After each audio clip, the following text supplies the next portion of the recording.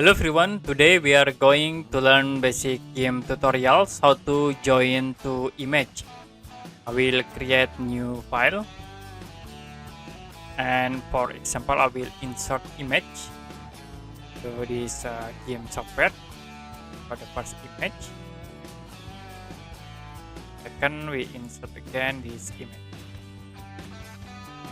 Now if you want to join between these two images, can select in the top image here, right click, then choose merge down, so it will be automatically join between these two images. Okay, that's it for basic game tutorials how to join to image. And if you have any question about this tutorial, you can comment below this video.